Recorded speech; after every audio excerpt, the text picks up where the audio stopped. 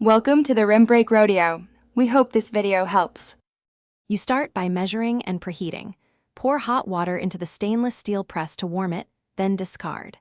Grind coffee to a coarse texture so extraction is even. Add 15 grams of coffee for 225 grams of water to the carafe because a 1:15 ratio balances strength and clarity.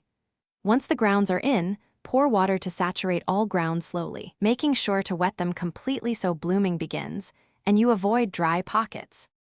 Once done pre-wetting, pour the remaining water to reach your target weight, using a gentle circular motion to ensure even coverage. You should stir once at about 30 seconds to break clumps and encourage uniform extraction, then place the lid with the plunger pulled up so heat stays in.